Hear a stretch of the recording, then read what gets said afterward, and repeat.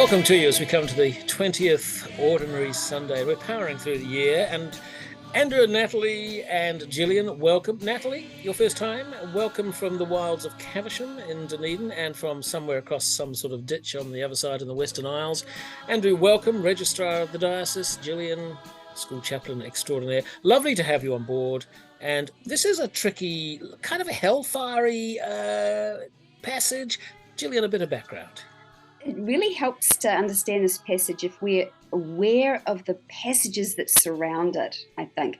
What comes just before it, what comes just after it. And, you know, we've done some conversations on those and possibly on ones to come, but it's all about the kind of be ready and don't be complacent and kind of need to make a decision and be aware of what's coming. And I feel that urgency and that intensity of what surrounds this passage really does help us understand Jesus' intense emotion or frustration or whatever we're going to decide it is that he's got there.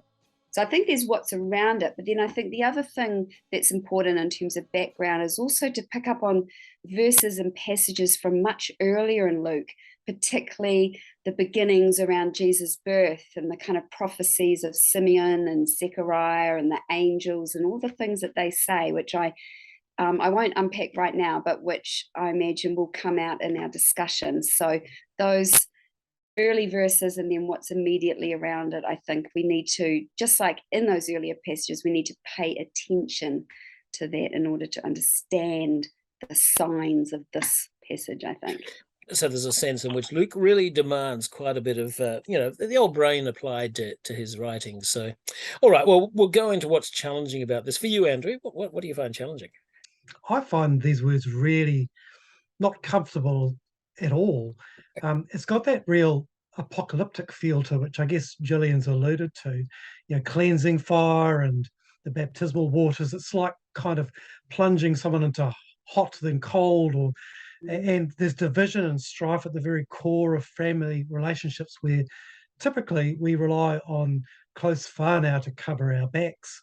It also, to me, sounds as if Jesus is having a bit of a bad day.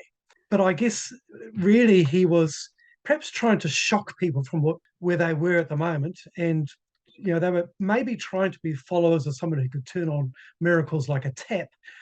He was trying to shock them from that into the reality of what it really means to follow him. So, and I think the challenge there is to be able to read the signs, to get real, but don't be discouraged by them. Okay, that's good. And Natalie, for you, where do you find challenge in this little passage? It actually turns family whānau up on its head. So respect and authority and now don't necessarily feature once you've been baptized in the Spirit, because you're allowed to stand equally and toe to toe to those who culturally would have been the people in authority. There's nearly a leveling of individuals, which is very unsettling because society likes to have those on the top and those on the bottom. And when you sort of, you look at father against son and son against father, the roles are shifting and each person has an equality within baptism. Some of the things I was getting out of it. Yeah. And of course, Luke's kind of warned us about this way back in the Magnificat. You know, scary stuff's going to happen. So, Gillian, that's your job to challenge for you.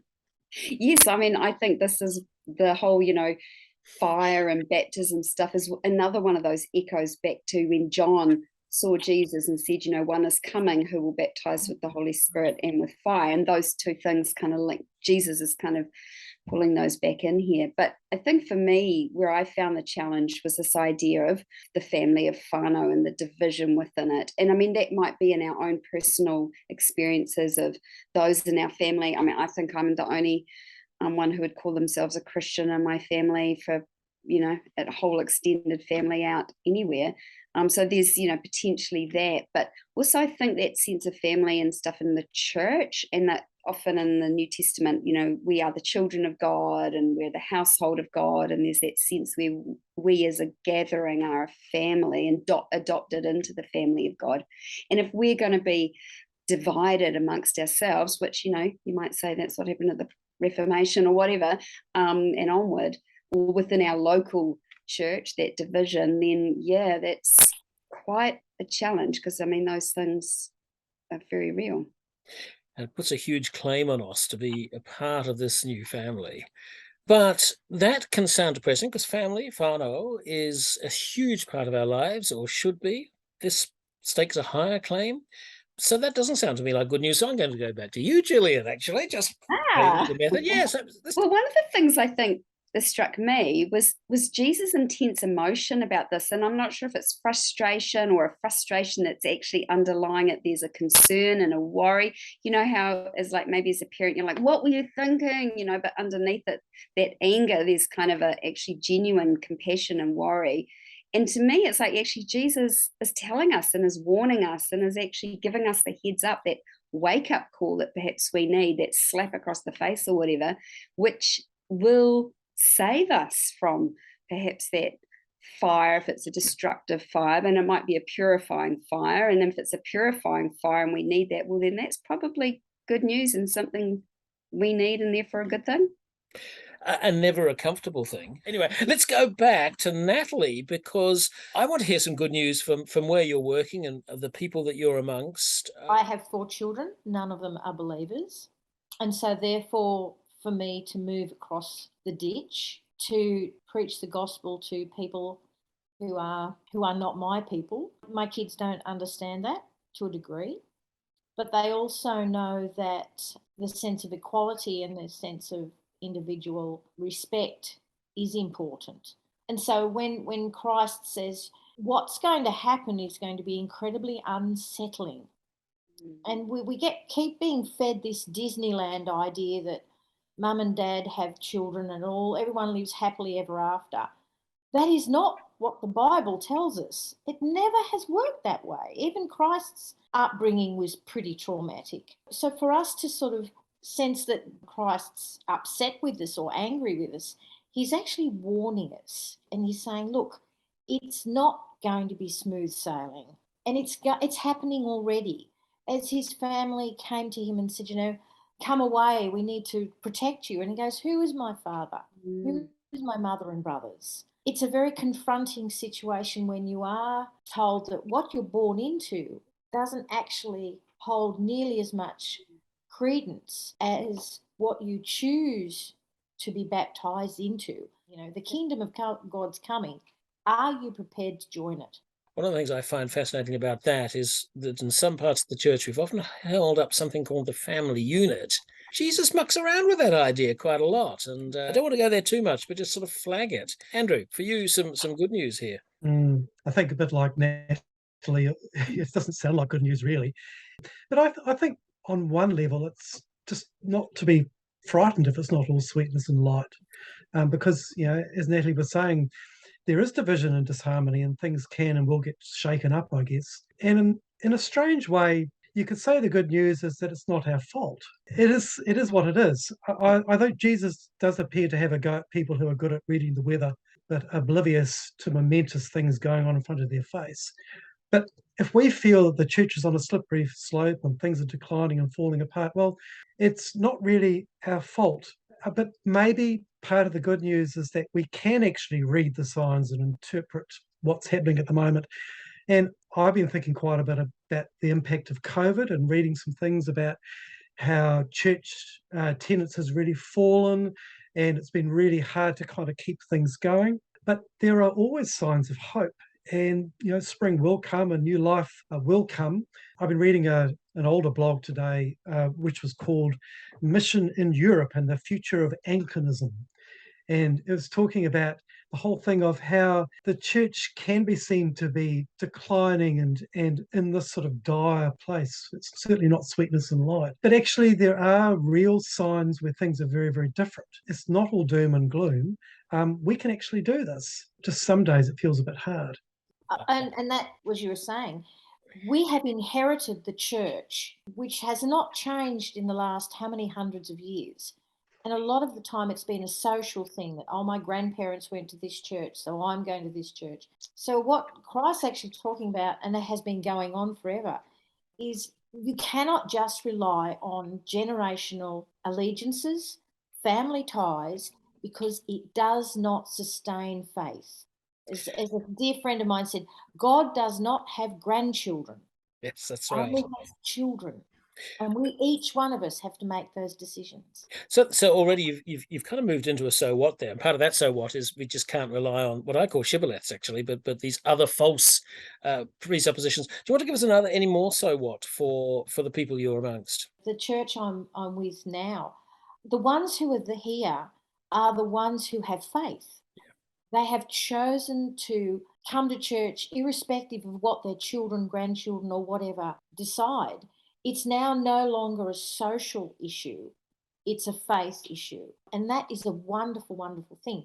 I cannot see many of our traditional churches continuing the way they are because we don't have babies in the aisles. But what we do get is people of a certain age who no longer have children at home, who are facing the end of life. And witness from other faithful people is incredibly powerful because they come into a church and they meet someone who has been through similar things and are able to extend their faith and explore, well, who is God to me? It's an incredible privilege to watch a church growing, but old people, dare I say, citizens who have lived life, looked at life and went, nah, it's not going to get any better.